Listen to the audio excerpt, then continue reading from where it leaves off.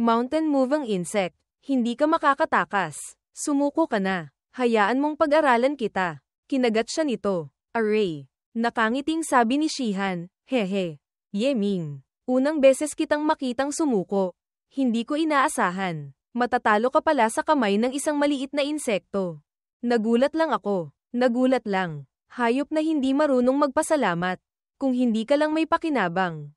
Dudurugin kita sa isang iglap. Agad na ginamit ni Yeming ang isang array formation. Suppressing array. Ang insekto ay ganap ng nakontrol. Mukhang napigilan na siya ng array formation. Hindi na makagalaw. Unang beses kong makakita ng mountain moving insect. Mahirap isipin. Isang maliit na insekto na ganito. May lakas na 5.000 gene.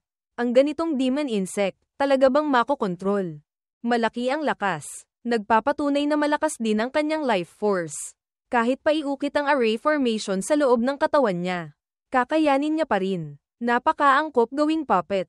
Iukit ang puppet insect talisman array. Ang array formation ay naiukit na sa ulo ng insekto. Pagkalipas ng isang oras, ganito, tagumpay na ba? Kinontrol ni Yeming ito para gumapang palapit kay Hozier. Hinawakan ang dalawang paa niya. At itinaas. Binuhat niya ako. Ang galing. Ang laki ng lakas niya. Ang bigat na pakiramdam na ito. Hozier. Yun pala. Tumitimbang ka ng mga 49 na gene. Marunong ka bang magsalita? 49 na gene. Napakagaan na niyan. Mukhang nakontrol mo na siya ng matagumpay. At saka, kaya mo pang makuha ang kanyang mga pandama. Tama, ang epekto ay lampas sa inaasahan ko. Junior Brother Ye, napakaraming demon insects dito. Hindi kaya, bawat isa ay kailangang ukitan ng array formation ng ganito. Masyadong matagal iyon. Tamang-tama ang tanong mo, Senior Brother. Ang array formation na aking ginawa ay may isang katangian, maaari itong ipasa sa mga susunod na henerasyon nito. Malapit ko na siyang kontrolin para bumalik sa pugad. Para magparami siya ng husto. Gamit ang nakakagulat na bilis ng pagpaparami ng mga demon insects. Hindi magtatagal. Makokontrol ko na ang isang kawan ng mountain moving insects. Bumalik ka na sa pugad. Agad itong lumipad pabalik sa pugad. Ginamit ni Yeming ang mga mata nito para obserbahan ang loob. Ito pala ang loob ng pugad ng demon insect. Unang beses kong makakita. Napakaraming komplikadong daanan. Paikot-ikot na parang maze. Hindi ko rin alam kung nasaan ang lokasyon ng mother insect. Ang mga insekto ay laging isang matriarchal na lipunan. Isang grupo ng mga insekto ang nag-aalaga sa isang mother insect. Ang ibang mga mountain-moving insects ay lahat may dalang pagkain. Patungo sa iisang direksyon. Malamang para pakainin ang mother insect. Kailangan ko ring humanap ng pagkain. Kinontrol ni Yeming ito para agawin ang pagkain mula sa isa pang insekto. Ang talino ng mga insektong ito ay napakababa. Lalo na't wala silang emosyon ng tao. Tanging ang pinakapangunahing mga instinct lamang. Kahit pabugbugin sila, agawin ang pagkain ng kapwa. Magagalit lang sila. Tapos tatanga-tanga lang. Sa madaling salita, sumama sa grupo. Sumunod sa kanila. Makalipas ang ilang sandali, natagpuan na ni Yeming ang mother insect. Ang ibang mga insekto ay nag-aabot ng kanilang pagkain sa mother insect. Mukhang, ito na nga ang mother insect. Pagkain na lang ang kailangan. Hindi na kailangang gumalaw. Ang araw-araw na ganito, ang sarap din. May 3 pang ibang insekto na umakyat sa katawan ng mother insect, nang ahas pa silang samantalahin ang oras ng pagkain ko para dumagan. Mga walang hiyang demon insects. Ngayon, ang karapatang makipagtalik, walang sino man ang makakaagaw. Ang insektong iyon ay itinutok ang 2 sipit nito sa insekto ni Yeming, ngunit tinangay na ito palayo ni Yeming. Sa sandaling ito, nakatapak na ang insekto ni Yeming sa mother insect. Magaling. Bata, paano ka mabubuhay kung ang iba ay mas malaki kaysa sa iyo ng 2 beses? Mayroon akong ihi na ito para sa iyo. Ikaw na ang mag-isang makipagtalik. Hindi aabot ng 5 taon. Hindi mo sila matatalo. Mabuti na lang at nakilala mo ako. Tinitiyak kong mayayakap mo ang magandang insekto pauwi. Agad na naglaban ang 2. Ang insekto ni Yeming ay nagpababa ng sentro ng grabidad. Pagkatapos ay nagpakawala ng isang suntok. Pinatalsik ang kabilang insekto paitaas. Pagkatapos ay itinutok naman sa natitirang isa. Nagpakawala ng isang sipa. Pinataob ito. Tumalsik ito pababa. Nahihilo. Gusto mo pang agawin ang karapatang makipagtalik. Ha, kailangan ko palang matuto ng martial techniques para makontrol ko itong mga mountain insects. Hihihi. Susunod, ang huling hakbang na. Sa sandaling ito, si Yeming ay nakahawak sa ulo. Nagdilim ang mukha habang nakikita ang eksena ng pagtatalik. Master, ito rin ay maituturing na isang bihirang karanasan. Ang iba, gusto pa, hindi nila makuha. Mas mabuting ayusin mo na ang iyong isipan. Wala namang normal na tao ang gugustuhin ang karanasang ito. Yeming, hindi ba't kinokontrol mo ang mountain insect para makipagtalik? Bakit ganyan ang itsura mong bigo? Hindi kaya, nabigo, tagumpay na. At saka, noong nagtatalik sila, kinontrol ko ang mga mountain insects at naglagay pa ng isang array formation sa loob ng katawan ng mother insect.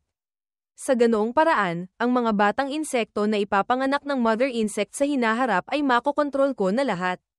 Ito ay isang magandang bagay. Bakit hindi ka masaya? Hindi ko inaasahan ang pakiramdam noong nagtatalik ang mga mountain insects na ipasa sa akin.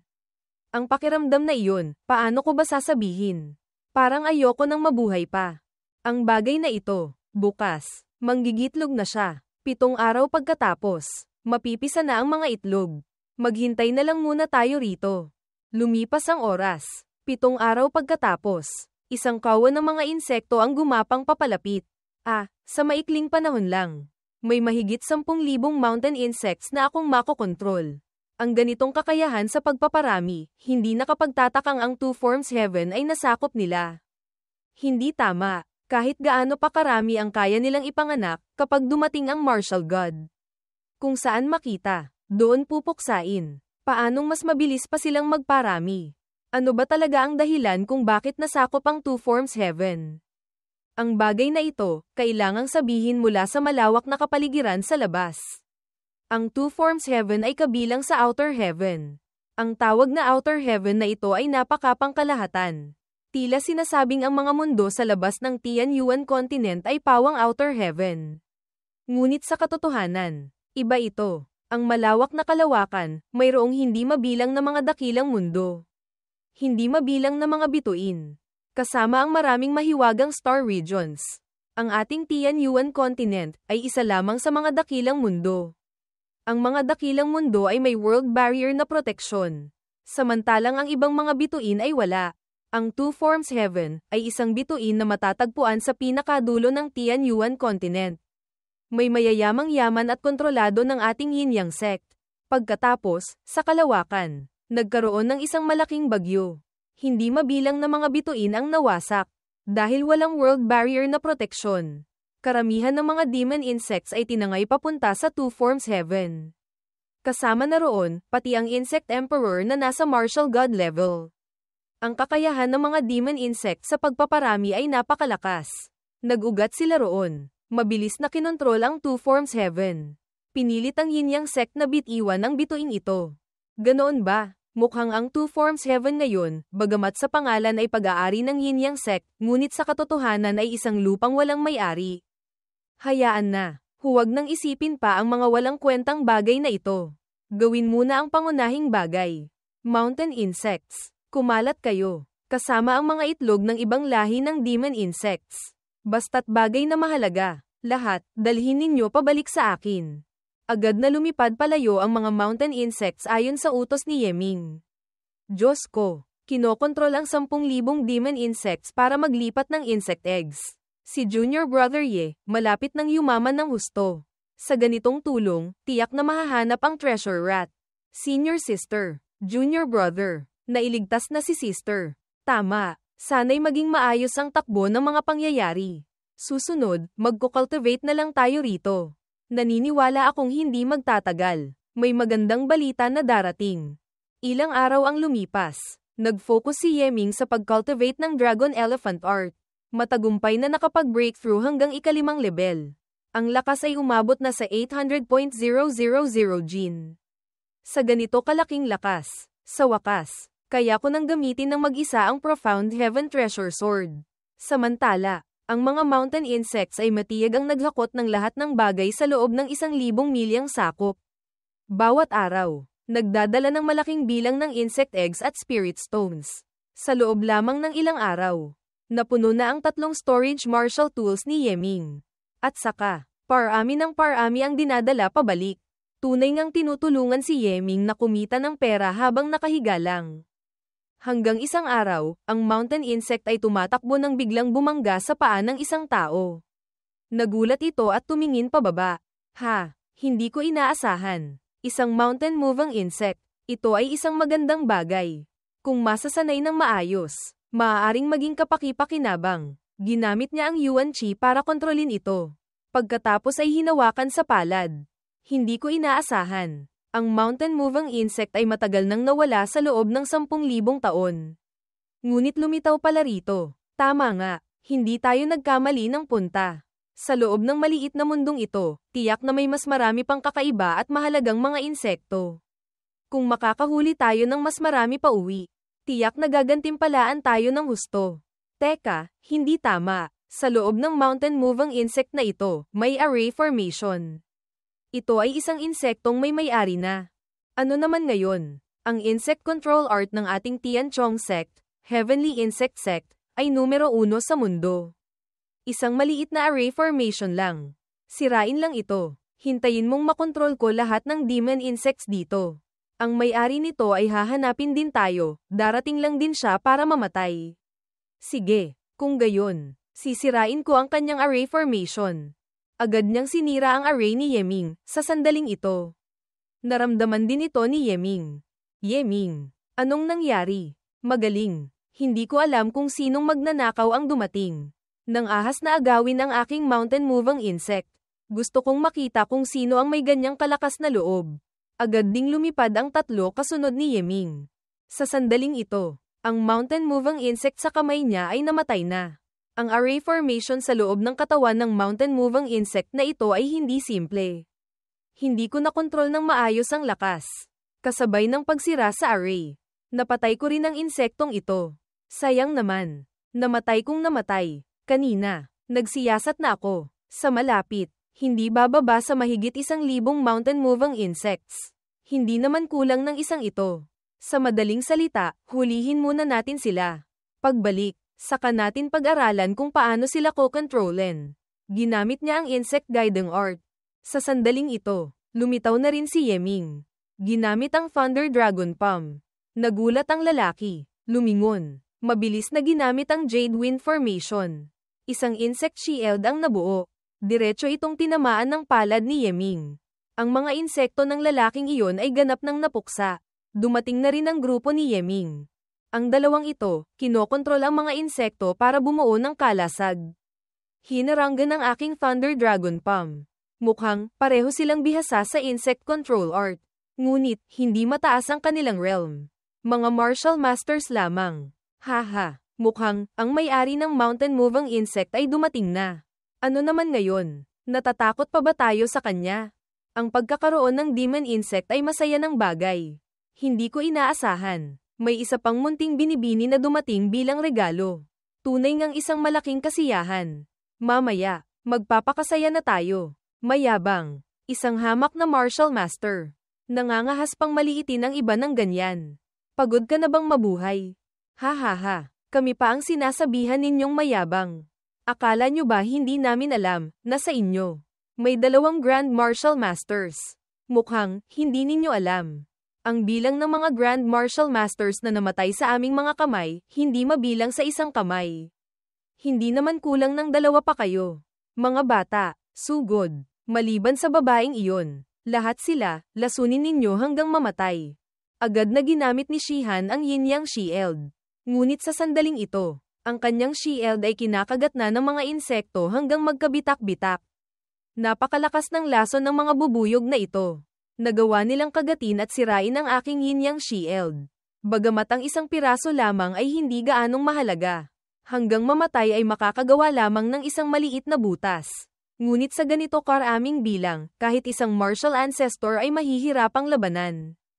Patay na. Patay na. Bakit sila ganito ka-abnormal? Interesante. Yamang magagaling kayo sa insect control art. Kung gayon, maglaban tayo.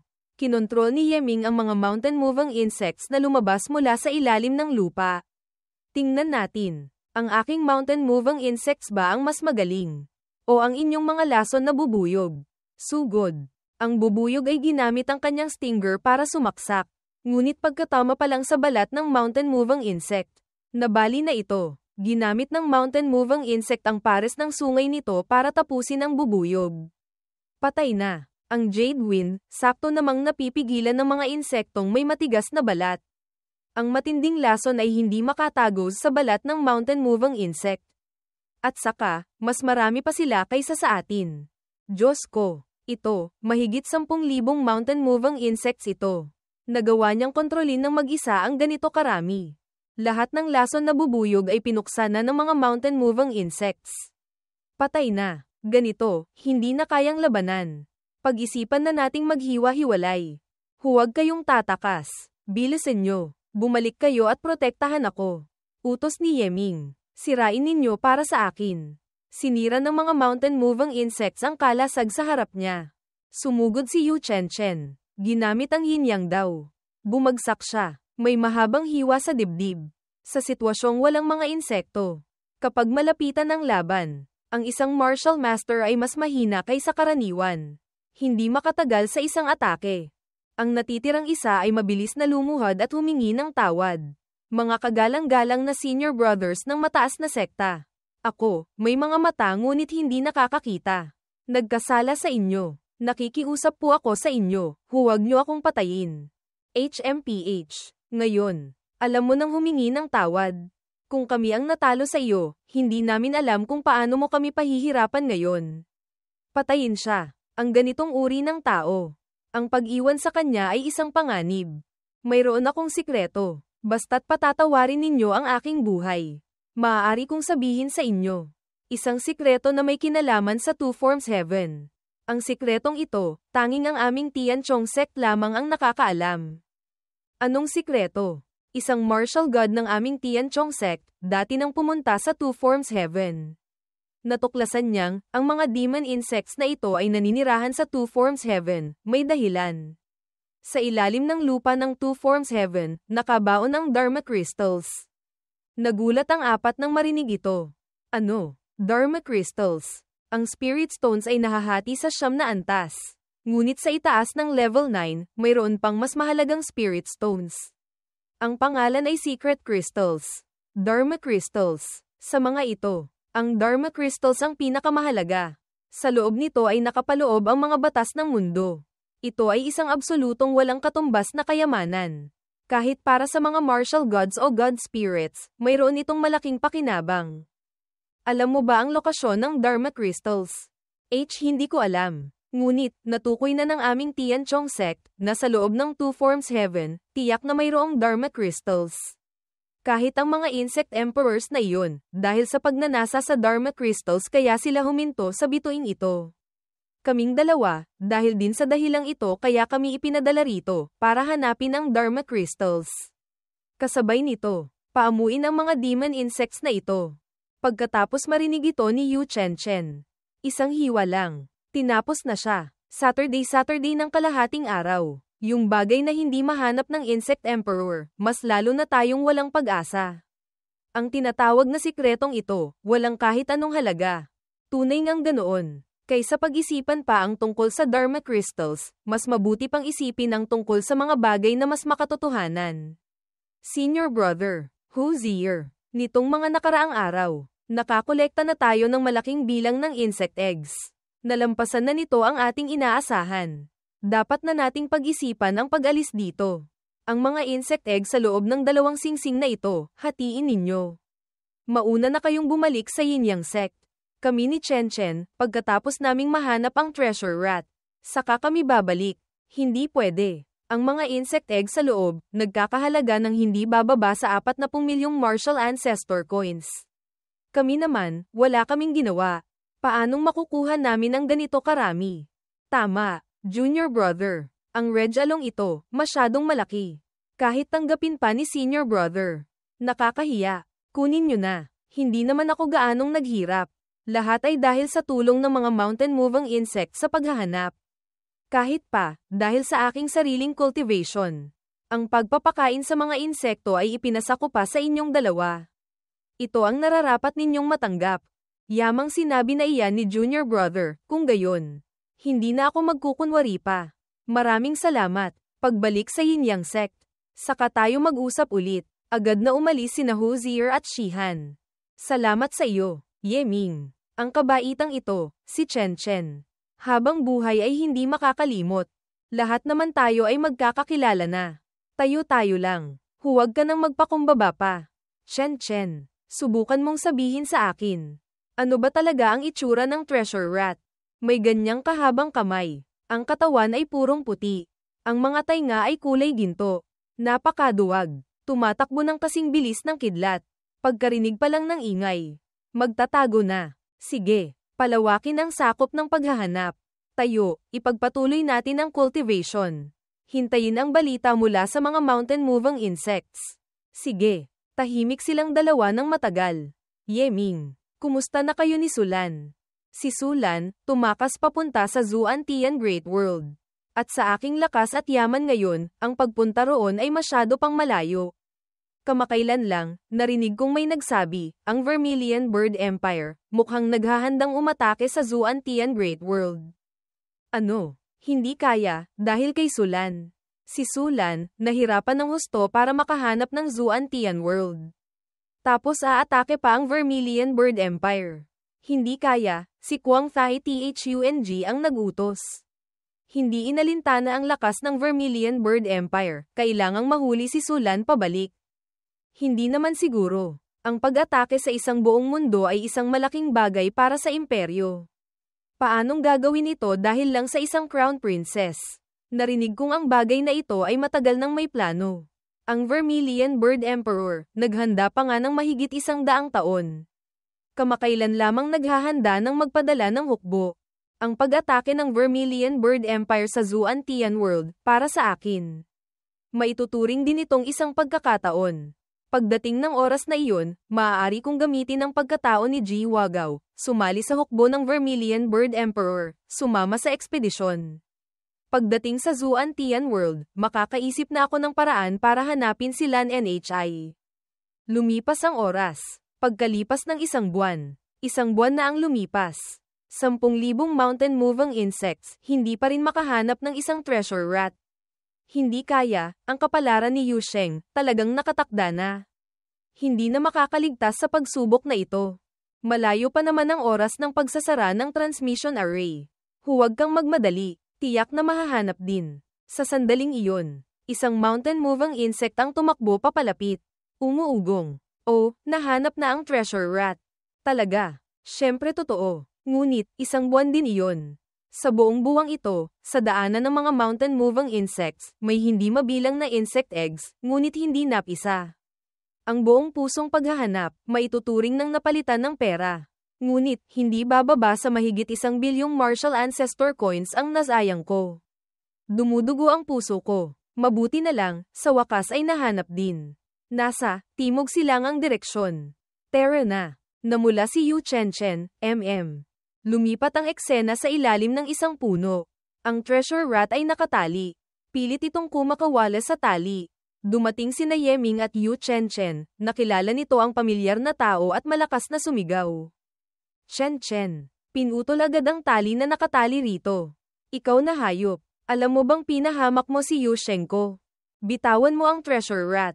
Kung hindi, huwag mo akong sisisihin kung hindi ako magiging magalang. Sino ka? Ang treasure rat na ito ay kayamanan ng aming Yin Yang Sect. Bakit namin kailangang bitawan? Kayamanan ng inyong Yin Yang Sect. Ang daga na ito, malinaw na ako ang nakahuli ilang araw na ang nakalipas. Ang tali sa paa nito, ako ang nagtali. Paanong naging tulad ng sinasabi mo? Master, ang taong ito ay isang martial ancestor. Ang yabang sa kanyang katawan ay napakalakas. Tunay ngang isang taong sanay ng pumatay. Sa direktang pagharap, hindi tiyak na kalaban siya ni Master. Kailangang harapin ng may katalinuhan. Sige, kapatid na ito. Ang treasure rat, tunay ngang pag-aari ng aming Yin Yang Sect. Kamakailan lamang, naligaw siya rito. Nahirapan kaming hanapin siya. Umaasa kaming magiging mapagbigay ang kapatid at ibabalik siya sa amin. Haha, Yin Yang Sect. Ano naman ngayon? Isang 10,000 taong sekta lamang. Kumpara sa aking Sword Lake Holy Land, ano ba kayo? Uulitin ko, bitawan ninyo ang treasure rat. Kung hindi, papatayin ko kayong dalawa. Hindi, ang itsura ng binibining ito ay napakaganda. Hahayaan ko siyang mabuhay pa ng ilang araw, magpakasaya. Ang treasure rat, may kinalaman sa buhay ng aking kapatid. Kahit ano paman, hinding-hindi ako papayag. Yeming, ang bagay na ito ay dahil sa akin. Dalhin mo ang treasure rat at mauna ka ng tumakas. Kahit isugal ko pa ang aking buhay, kailangan ko siyang pigilan. Hindi na kailangan. Ang taong ito, bilang disipulo ng Sword Lake, ng ahas na Leyte ng Yin Yang Sect. Inagaw pa ang treasure rat na pinaghirapan naming hanapin. May masamang iniisip pa sa babaeng disipulo ng ating sekta. Kung ganoon, kahit patayin ko siya. Wala nang masasabi pa. Ha ha ha, patayin ako. Sa iyo lang. Tingnan natin, ano ba talaga ang iyong kakayahan? Departing Fire Sword Shadow. Ginamit ni Yeming ang immovable seal. Isang malakas na pagsabog ang umalingaw-ngaw. Ang atake mula sa martial ancestor ay naharangan. Nagawang harangan, ang isang casual na atake ko. Tunay ngang may kaunti kang kakayahan. Mukhang, kailangan kong magseryoso sa pakikipaglaban sa iyo. Departing Fire. Immovable Divine Gang Formation. Hindi pa man siya nakakaatake. Kinulong na siya ni Yeming sa loob ng formation. Array Formation. Isang hamak na maliit na array formation. Gusto akong ikulong. Managinip ka, Yeming. Ang taong ito ay mas malakas ng husto kumpara sa martial ancestor ng Black Dragon Sect. Ang array formation, mahirap siyang mapanatili. Alam ko, ang array formation na ito, pinakamatagal ay makukulong lamang siya sandali. Ngunit, ang kaunting oras na ito, sapat na. Dito, teritoryo ko ito. Sa sandaling iyon, ang lupa sa ilalim ng kanyang mga paa ay biglang umangat. Ang mga mountain-moving insects ay lumitaw. Demon insects. Utos ni Yeming. Sugod. Maramihang sumugod ang mga mountain-moving insects. Hayop, pagod ka na bang mabuhay? Ang martial ancestor ay walang tigil na nagwasiwas ng espada. Ito, ano ba talagang mga insekto ito? Ang kapal ng balat at ang bigat. Ang dami pa. Patayin ko ang isang batch. May isa pang darating. Hindi talaga kayang ubusin. Lintik, kung sa normal na sitwasyon, gaano man karami ang demon insects. Kaya kung mag-earth escape at umalis. Ngunit ngayon, nakakulong ako sa array formation. Hindi talaga makatakas. Bilang isang martial ancestor, wala ka man lang asal ng isang master. Hindi na pag-uusapan. Nang ahas ka pang magkaroon ng masamang iniisip kay Senior Sister Yuko. Ngayon, kailangan kong ibaon ang iyong pangatlong binti sa tiyan ng mga demon insects. Mga mountain-moving insects, makinig sa utos. Unahin niyong kainin ang gitnang binti niya. Lintek, kailangan mong malaman. Ako ay tao ng Sword Lake. Ang pagtrato mo sa akin ng ganito, huwag kang umasang magkakaroon ka ng magandang katapusan. Kung alam mo kung sino ako, hindi mo nasasabihin iyan. Mountain-moving insects. Asikasuhin niyo siya. Ang mga mountain-moving insects ay dumumog na sa buong katawan niya.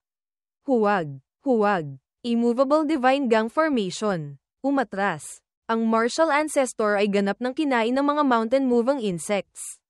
Walang natirang kahit buto. Ang mga demon insects, kapag kawan-kawan. Tunay ngang nakakatakot. Sandali pa lang, isang marangal na martial ancestor, kahit buto ay wala nang natira. Chen, bakit ang mga tao ng Sword Lake ay pumunta sa Two Forms Heaven? At saka, pati ang mga tao ng Tianchong Sect kanina. Hindi ba't sinabing tanging ang ating Yin Yang Sect lamang ang may transmission array na makakapasok dito? Ang mga taong ito, malamang ay sa pamamagitan ng transmission array ng ating Yin Yang Sect sila nakapasok. Sa labas, tiyak na may nangyari. Yeming, maraming salamat sa pagtulong mo sa akin na mahanap ang treasure rat. Ang utang na loob na ito, tiyak na babayaran ko. Ngayon, kailangan ko nang bumalik, para maiwasan ang anumang hindi inaasahang mangyari. Gusto mo bang sumama sa akin? Mayroon pa akong kailangang gawin. Pansamantala, hindi pa ako aalis. Pagkabalik mo, Senior Sister, bilisan mong iligtas ang iyong kapatid. Kung gayon, kailangan mong mag-ingat ng husto. Kahit pa may mga mountain-moving insects na nagpoprotekta, huwag kang magpabeya. Magkita na lang tayo sa ibang araw. Bumantong hininga si Yeming, ang paglalakbay na ito sa Two Forms Heaven, napakatagumpay. Hindi lamang nakakolekta ng malaking bilang ng insect eggs. Nahanap pa ang treasure rat. Ang ganito kagandang lugar, paanong makakayanan kung umalis? Sa huli, malayo pa bago magsara ang transmission array. Dito na ako magkukultivate ng Profound Heaven White Emperor Sword. Kasabay ng pagkukultivate, maaari pang utusan ang mga mountain-moving insects na tumulong sa paghahanap ng insect eggs. Masasabing isang bato, 2 ibon. Pwede nang mag-cultivate. Pwede pang kumita ng pera. Ang ganito kagandang lugar. Saan pa ako makakahanap? Mayroon ng Profound Heaven Treasure Sword, kailangan pang sanayin ang 12 Rumen, entry-level, sword techniques. 8 Chuji, beginner, sword techniques. 4 Zongji, intermediate, sword techniques. At 2 Gaoji, advanced, sword techniques. Lahat ay kailangang makultivate hanggang great achievement bago maunawaan ang sword intent ng Profound Heaven White Emperor Sword. Kung gayon, sanayin muna ang 12 entry-level sword techniques. Sa mga sumunod na araw, nag-focus si Yeming sa pagsasanay ng espada. Dahil hindi na marami ang oras na magagamit sa Divine Sea. Hindi niya ginamit ang Divine Deduction Art para baguhin ang daloy ng oras.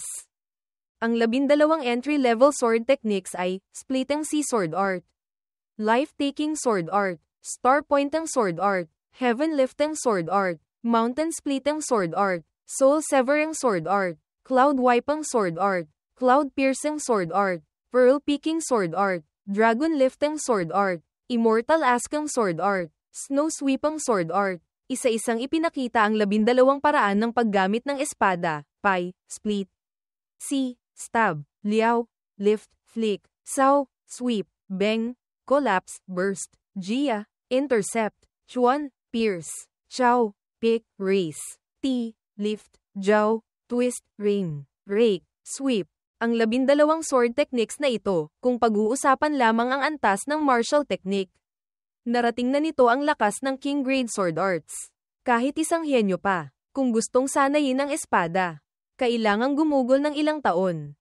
Ngunit dahil si Yeming mismo ay isang top-grade saint body, at nakalikha pa ng God-grade sword technique, ginamit lamang niya ang 5 araw para ma-master ng husto ang lahat ng entry-level sword techniques. Ang 8 beginner sword techniques, susunod, si Yeming ay hindi naganap na estranghero. Lahat ng bagay sa langit at lupa ay hindi hiwalay sa pagbabago ng yin-yang. 2 forms generate 4 images. 4 images generate 8 trigrams.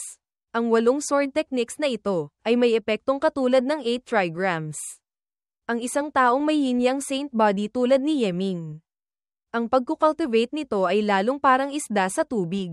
May karanasan sa pagmaster ng 12 entry-level sword techniques. Dagdag pa ang pagiging magkatulad ng pinagmulan. Ginamit lamang ang 3 araw. Na-master na ni Yeming ang 8 beginner sword techniques, Shengang Sword Art, Kungang Sword Art, Leaf Fire Sword Art, Zun Wind Sword Art, Kun Water Sword Art, Shen Thunder Sword Art, Gen Mountain Sword Art, Du Marsh Sword Art, ang 4 na intermediate sword techniques at 2 advanced sword techniques, sa huli. Lahat ay naglalaman ng kahulugan ng 4 images at yin-yang. Si Yeming ay nag-cultivate rin ng napakakinis. Kahit pa ang Taiyin Sword Art at Taiyang Sword Art sa mga ito ay napakahawig sa 2-form sword art. Bahagya lamang ang pagkakaiba. Nagdulot ito sa kanya ng pagdududa, ang Profound Heaven White Emperor Sword, hindi kaya mula ito sa yin-yang sect. Beiming. Hindi kaya, may mali sa kung saan. Bakit habang mas malalim kong sinasanay ang sword technique na ito, mas lalo kong nararamdaman na ako'y nagkukultivate ng 2-form sword art. At saka, habang mas lalo akong nagpapraktis, mas nagiging simple ang sword technique. Sa huli, ang sword technique ba na iba-iba at komplikado ang may malakas na lakas? O ang simple at payak ang may malakas na lakas? Master, ang pagkakaroon ng ganitong pagdududa ay dahil ang sword technique ay itinuturing na isang bagay na may anyo. Sa katotohanan, kasama pa ang 2-form sword art, si Master ngayon ay nakapag-master na ng 27 na sword techniques. Nakalikha pa nga ng God-grade sword technique. Dapat mo nang malaman, ano ang kahulugan ng espada, sa iyong sarili. Sandata, sword technique, kapaki-pakinabang sa kamay ng isang swordsman, martial artist, para mapalabas ang teknik ng lakas ng espada. Natutunan ko ang maraming sword techniques, maaaring mapalabas ang lakas ng espada sa maraming iba't ibang paraan. Ang ganito kagandang bagay, ngayon ay nagdulot sa akin ng kalituhan. 8 trigrams sword art, 4 images sword art, 2 forms sword art, yin-yang sword art. Mayroon sa mga ito ang iba-iba at komplikado, mayroon ding simple at payak. Sa huli, alin ang tunay na kahulugan ng espada? 7 araw ang lumipas. Ang mga mountain-moving insects ay walang tigil pa ring nagdadala ng mga insect eggs pabalik. Inilalagay sa paanan ni Yeming, sword intent. Ang tunay na kahulugan ng espada. 15 araw pagkatapos. Iba-iba at masagana, simple at payak. Alin ang tunay na kahulugan ng espada? 1 buwan pagkatapos. Ang tunay na kahulugan ng espada. Nagulat si Yeming. May napagtanto. Ha ha ha. Ang tanga ko rin talaga. Pagtuunan ng pansin ang pagkakaiba sa pagitan ng 8 trigrams sword, 4 images sword, yin-yang sword, 2 forms sword, anong gagawin ko roon? Kailangan ko lang, mahigpit na hawakan ang treasure sword sa kamay. Gamitin ang kalooban para isagawa ito. Iyon lang, maging sword technique man o espada, dahil sa akin kaya gumagalaw. Hindi ako ang gumagalaw dahil sa espada. Ang aking kalooban, iyon ang aking sword intent. Ito ang tunay na kahulugan ng aking espada. Maligayang pagbati, Master. Naunawaan mo na. Nakuha mo na ang iyong sariling sword intent. Ang kondisyon para sa entry level ng Profound Heaven White Emperor Sword ay natamo na. Susunod, maaari ng opisyal na mag-cultivate.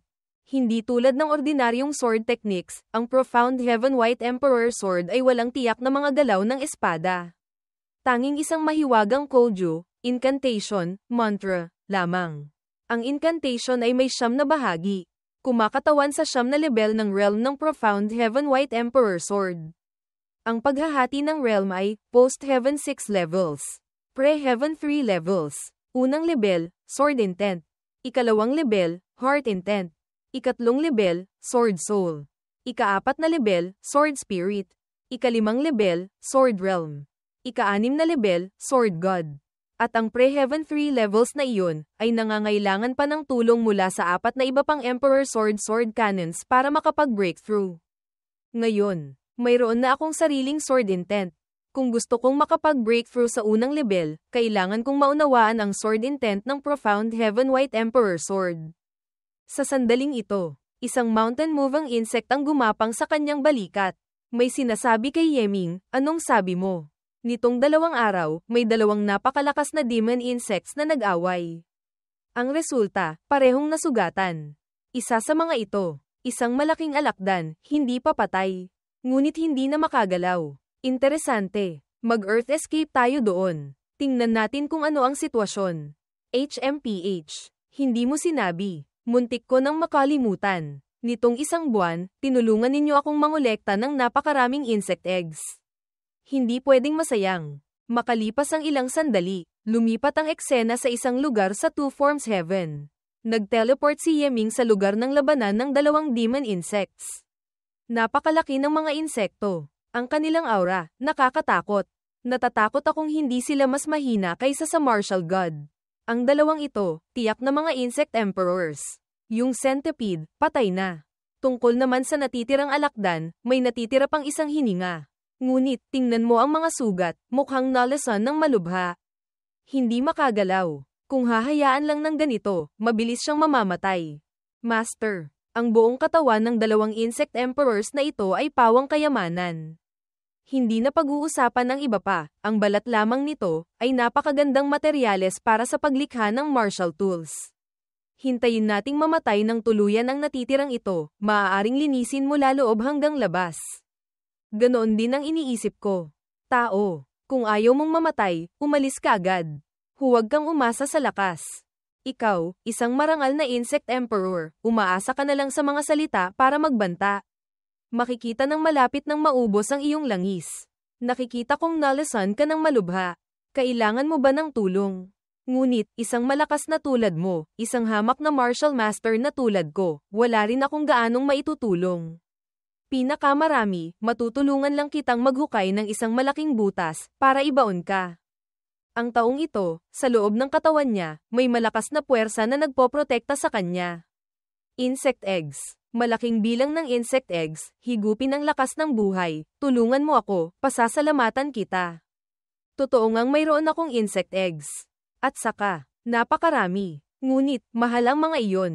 Maaaring ipagpalit sa hindi kakaunting pera. Ano ang ibabayad mo sa akin? Basta't mabuhay ako. Ano mang gusto mo, maaari kong ibigay. Lahat, maaaring ibigay sa iyo. Kung gayon, kailangan kita. Basta't papayag kang maglagay ako ng array sa iyong divine soul, mapasailalim ka sa aking kontrol, maaari kitang iligtas. Ang mamatay ay mas masahol kaysa mabuhay, ang prinsipyong ito, siguro naiintindihan mo rin. Tahimik siyang nag-isip sandali, maaari. Kung gayon, itigil mo ang paglaban. Hintayin mong matapos kong iukit ang array formation, iyon ang oras na maliligtas ka. Sinimulan ni Yeming na iukit ang array formation sa ulo ng alakdan. Kailangang magtagumpay. Ang pagkontrol sa isang insect emperor, katumbas ng isang martial god level ng mga tao. Kung sa normal na estado, imposible. Ang ganitong pagkakataon na minsan lang sa 1,000 taon, kailangang samantalahin. Nanginginig sa sakit, nakahiga ng hindi gumagalaw. Ang aking array formation, tumatagos sa utak para maabot ang pag-ukit sa iyong divine soul. Kung hindi mag-iingat, mawawasak ang iyong kaluluwa. Ang sakit, hindi mo makakayanan. Hindi pwedeng magkamali. Ang puppet insect talisman daw, nilikha ni Patriarch Tong Tian. Basta't matagumpay na maiukit ang array formation, kahit pa siya ay isang insect emperor, huwag siyang umasang makakatakas. Lumipas ang oras. Natapos na ni Yeming ang pag-ukit. Hindi nga may kakaila na siya'y isang insect emperor. Ang hirap kontrolin. Hindi may kukumpara sa ordinaryong demon insect. Nararamdaman ko ang kanyang lakas. Malinaw. Kumita ako. Kumita ako ng malaki. Matagumpay ang pag-ukit ng array. Mula ngayon, ikaw na ang aking demon insect. Insect eggs. Sa harap ng sarili kong insekto, tiyak na hindi ako magpapakumbaba. Sa loob nito, ang mga insect eggs na nakolekta ko sa loob ng maraming araw. Siguro, mahigit 10 milyon. Maaaring makakain ka hanggang mabusog. Binuksan nito ang bibig. Hinigop ang mga insect eggs na ibinigay ni Yeming, alakdan. Gamitin mo ang sustansya ng mga insect eggs para alisin ang lason at pagalingin ang mga sugat. Hindi bababa sa ilang araw ang aabutin. Tingnan muna natin ang alakdang ito. Tingnan natin, saan dapat magsimulang hiwain. Master, tingnan mo ang mga paa niya. Bawat isa ay may matatalim na tinik. Iyon ay isa sa pinakamatitigas na bahagi ng kanyang katawan. Mayroon sigurong mahigit 1 milyon. Kung kukunin ito, maaaring gamitin para lumikha ng mga sandata. Kayo, pumarito kayo. Bunutin ninyo lahat ng tinik niya. Walang dapat matirang kahit isa. Nagsimulang kumilos ang mga mountain moving insects. Sa likod niya, may 108 na napakatigas na balat. Napakagandang materyales para gumawa ng baluti. At yung 2 galami niya, maaaring gawing pinakamalambot na upuan. Walang kapantay ang lakas. Siyempre, ang pinakamahalaga pa rin ay ang demon core sa utak. Ito ang pinagsama-samang asensya. Ang demon core ng isang insect emperor level demon insect. Master, hinding-hindi mo dapat palampasin. Ang baw ng utak, napakatigas. Sa huli, ito ay katawan ng isang insect emperor. Kahit bangkay na, hindi ko rin kayang pilit na sirain. Kayong 3, kagatin ninyo mula sa bitak. Unti-unti ninyong lamunin. 9 na araw pagkatapos, ang demon core ng centipede ay lumitaw na. Inabot ni Yeming ang kamay at kinuha ito mula sa katawan. Ito na ang demon core ng insect emperor. Sa loob, may makapal na life force. At may iba't ibang napakakomplikadong mga batas. Ngayon, mahirap ko pa itong magamit. Itago ko muna. Natapos na ang pagkolekta mula sa Emperor Insect Centipede. Lahat ay nakuha na. Ang bagay na ito, malaking kita talaga. Master, ang mga sugat ko, gumaling na. Tinago ni Yeming ang storage ring. Diyos ko, napuno ang 7 storage bags. Halos 100 milyong insect eggs, kinain mo lahat. Paumanhin. Master, sinabi mong kumain lang. Haha, huwag kang mag-alala. Hindi kita sinisisi. Sarili kong insekto. Kahit gaano karami ang kainin. Ayos lang. Ang alakdang ito, magaling din pala. Ngunit, mukhang hindi mataas ang talino niya. Sa huli, isa siyang demon insect. Ang pagiging hanggal ay normal lang. Alakdan, mula ngayon, Magtatrabaho ka para sa akin. Dapat kitang bigyan ng pangalan. Dapat, itim ang buong katawan mo. Malaki ang katawan. Isa ka pang insect emperor. Bigyan kita ng isang astig na pangalan. Tawagin kitang Heba, Black Tyrant. Ano sa tingin mo? Tahimik siya. Walang sinasabi. Hindi nagsasalita. Mukhang, kontento ka rin sa pangalang ito. Tawagin ka na lang nating Heba. Heba, mula ngayon, susunod ka sa akin. Ang ganito kalaking katawan, hindi kumbinyente. Maaari ka bang lumiit ng kaunti? Agad niyang ginamit ang secret technique. Lumiliit ang kanyang higanteng katawan. Ganito, ayos na. Muntik ko nang makalimutan. Bakit ka nakipag-away sa centipedeng iyon? Kayo bang mga insect emperors ay madalas mag-away? Kami ni Yaon, may matagal ng alitan. Dati niyang kinain ang anak ko. Kinain ko rin ang anak niya. Ilang araw na ang nakalipas, pareho naming naramdaman na malapit dito ay may enerhiya ng batas na gumagalaw kaya pumunta kami para tingnan. Nagkita kami kaya nag-away. Siya, saglit na nagpabeya kaya napatay ko. Ako naman, muntik nang mamatay sa lason. Paggalaw ng batas. Bakit hindi ko naramdaman? Si Beiming, hindi rin naramdaman. Ang paggalaw ng batas, minsan mayroon. Minsan wala. Ngayon, wala na. Sa ilalim ng lupa rito, tiyak na maraming Dharma Crystals. Dharma Crystals, yung mga taga-Tian Chong sect, nagsabi ng totoo. Dito, may Dharma Crystals nga talaga. Hey ba, mahahanap mo ba ang Dharma Crystals? Kaya ko, ngunit, hindi ako makakapasok. Kung gayon, dalhin mo ako para hanapin. Lumipad si Yeming kasunod ng direksyong itinuro ni Heba. Natagpuan lamang ang isang lawa. Pagkatapos ay dahan-daang lumapag sa ibaba. Ang Dharma Crystals, nasa ilalim ng lawa. Hindi makapasok. Dito, may malaking barrier. Mahiwaga at kakaiba. Sa aking kaalaman sa array formation, mahirap ding harapin. Hindi nakapagtataka, wala akong nagawa rito. Linisin mo muna ang lawa. Ang natitira, ipaubaya mo na sa akin ang paglutas. Ginamit ni Heba ang kanyang lakas. Nagbuga ng isang bugso ng malamig na hangin pababa sa lawa. Pinayelo nito ang tubig sa lawa. Pagkatapos ay tumalon siya mula sa balikat ni Yeming. Lumaki ang kanyang katawan. Ginamit ang sipit. Malakas na isinaksak sa blok ng yelo. Ang tubig sa lawa, ganap ng naitaas. Isang malakas na pagsabog ang umalingaw-ngaw nang ihagis ito ni Heba sa likuran. Pinayelo ang tubig sa lawa, tapos diretsyo ng inihagis. Tunay ngang isang simple at marahas na paraan. Sa sandaling ito, kinuha ni Yeming mula sa Divine Sea ang Avatar Talisman ni Yi Xian Tian. Yeming, hinahanap mo ako. May kailangan ka. Dati, naramdaman ko ang malakas na enerhiya mula sa katawan ni Master. Yun pala ay ito. Master, dito, napakaraming barriers. Napakakomplikado. Mahirap sirain ng disipulo. Pakiusap. Tulungan po ninyo ako, Master. Ang mga Fuwen, talisman markings, na ito, bawat isa ay napakakakaiba. Kasabay nito, nagpatong-patong pa sila. Sa kabuuan, may 1,000 layers. Pinagsama para bumuo ng isang mid-heaven restriction.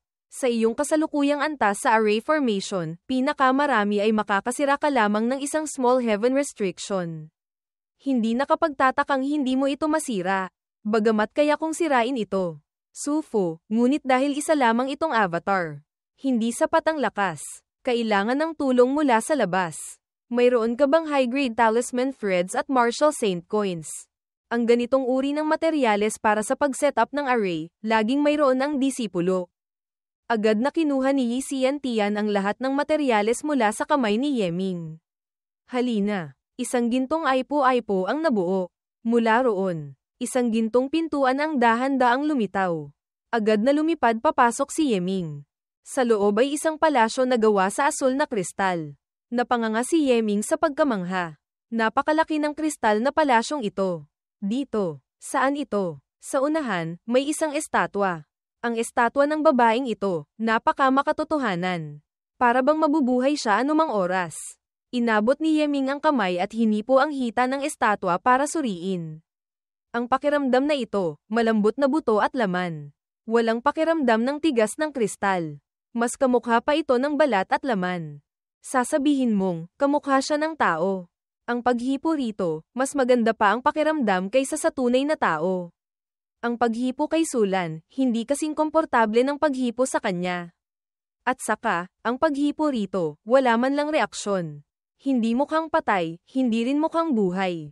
Gaya ng inaasahan ko. Ang estatwang ito, malamang ay isang natural na God Spirit na nabubuo. Karaniwan, ang lakas ng isang God Spirit ay mula sa power of faith. Habang mas malakas ang pananampalataya, mas malakas ang God Spirit. Ito rin ang dahilan kung bakit gustong hubugin ni Hao Tian Supreme Emperor ang mas maraming mananampalataya. Ngunit, iba ang mga natural God Spirits ng Great World. Sila, dahil sa pagsilang ng langit at lupa, kaya pagkapanganak pa lang, mayroon ng kakayahang manipulahin. Tunay ngang nasa ibabaw ng lahat ng mga Diyos. God Spirit. Siya ay isang God Spirit. Hinahawakan ko ang isang God Spirit. Tama. Ngunit, hindi kailangang mag-alala si Master. Yung mga Maniakis, lahat sila ay gustong gumawa niyan. Normal lang din naman. Normal ano? Huwag mo akong ikumpara sa ganyang uri ng maalay. Isang patak ng dugo, gisingin ang Diyosa. Gusto mong magpatak ako ng dugo, sa isang God Spirit. Sa ganoong paraan, madyay gising siya. Saan mo narinig yan? Bloodline memory. Subukan ni Master. Tiningnan ni Yeming si Heiba. Nag-iisip, magpatak ng dugo, madyay gising na. Talaga bang ganoon kahimala? Marahang idinikit ni Yeming ang daliri sa noo ng estatwa. Lumipas ang oras, wala pa ring nangyayari. Walang reaksyon. Hayaan na. Hindi na kailangang abalahin pa ang kristal na estatwang ito. Napakalaki ng palasyo. Pumunta tayo sa ibang lugar para tingnan. Master, sa unahan, may isang lawa. Sa lawa, walang tubig. Ngunit sa loob, may lakas ng Dharma crystal na tumatagos. Sige, pumunta tayo roon. Makalipas ang ilang sandali, nakarating na si Yeming sa lawa na itinuro ni Beiming, tumingin-tingin si Yeming sa paligid. Dahan-daang lumapit sa harap ng lawa. Master, mukhang sa loob ng lawa, may umiiral na batas na may malalim na kahulugan. Maaaring pumasok sa loob, lumubog, damhin ng unti-unti. Ito ay isang uri ng batas na hindi pa nakikita. May kinalaman ito sa mga kristal. Heiba, ikaw at ako, sabay tayong pumasok. Tumalon si Yeming diretso pababa. Makalipas ang ilang sandali, saka lamang siya umahan. Sa sandaling ito, si Yeming ay may mukhang puno ng kasiyahan. Ang aking panlabas na balat, mas tumigas. Tama, nararamdaman ko rin, ang aking katawan ay mas naging siksik. Mukhang may batas na nakakaapekto sa aking katawan. Ngunit kung ano talaga, kailangan pang damhin. Umupo si Yeming, pumasok muna sa estado ng Yin-Yang Saint Body. Para mas malinaw na maramdaman ang batas na ito. Lahat ng bagay sa langit, nahahati sa dalawang uri ng estado. Isang uri ay crystal state. Isang uri ay non-crystal state. Ang mga bagay na kabilang sa crystal state, nakatuon sa pag-uulit at balanse. Mula roon, isa-isang nabubuo. Mula roon, nagsisilang ng mga gemstones, spirit stones, crystals. Ang crystal body ay maraming mahiwagang punto. Maaaring kasing tigas ng bato, maaari ring kasing lambot ng tubig. Kung ang gangchi, sa loob ko, ay mapapabilang din sa hanay ng crystal state. Kasabay nito, ay latag sa buong katawan. Kung gayon, ang katawan ay maaaring magbago at maging Vajra crystal body. Mahirap hiwain ng espada. Mahirap pasukin ng apoy at tubig. Ganoon pala. Ang batas dito, ay ang crystal law. Ang Dharma crystal, ay crystal Dharma crystal din. Kahit ang buong palasyong ito, ay nabuo mula sa malaking bilang ng Dharma crystals ng crystal law. Dito, kahit saan ay Dharma crystals. Tipunin muna ang gangchi. Pagkatapos, isama ang crystal law. Ang gangchi ay dahan-daang nagiging isang piraso ng bato. Ganito, ang gangchi ay nagkristal na. Ang tigas ay tumaas. May magandang epekto ito sa parehong pag-atake at pagtatanggol. Sa sandaling ito, tumalon na si Yeming palabas ng lawa. Kung ang buong palasyo ay nabuo mula sa Dharma crystals. Ngayon, naisama ko na ang crystal law. Dito, mahirap nang makakuha pa ng mas maraming benepisyo. Master, ipaalis mo na ako rito. Agad na inilabas si Yeming. Sa sandaling ito, sa estatwang bato, ang patak ng dugo ni Yeming ay nagsimula ng tumagos sa estatwa. Dahan-daang idinilat ng estatwa ang kanyang mga mata. Tumingin-tingin sa paligid ng palasyo. Sa sandaling ito, sa labas ng pintuan, naroon pa rin ang avatar ni Yi Xiantian, na ilabas na si Yeming. Maraming salamat, Master. Maaari nang isara ang pasukan. Iwinasiwas niya ang kanyang kamay. Ang Aipo-Aipo ay ganap nang nawala. Yeming, ang oras ng avatar ay dumating na. Mayroon ka na lamang isang natitirang avatar talisman. Kailangang gamitin ng maingat. Tinitingnan ni Yeming ang paglaho ng kanyang avatar. Matagal na rin akong nasa Two Forms Heaven. Kailangan ko na ring umuwi. Hey ba, sa panahong wala ako, tulungan mo akong mangolekta ng mga bagay na mahalaga. Agad itong tumalon mula sa balikat ni Yeming. Lumaki, Master. Ang bagay na mahalaga, ano iyon? Tulad ng Spirit Stones, Gemstones, yung mga uri ng bihirang ginto, Demon Cores. Ganoong klase, lahat ay mahalaga. Kung gaano karami, ganoon karami ang kolektahin mo. Naintindihan mo ba? Umugang lang si Hiba ng isang beses. Mauuna na ako. Tandaan mo ang iyong misyon. Pagbalik ko, yayaman ka na rin. Sige.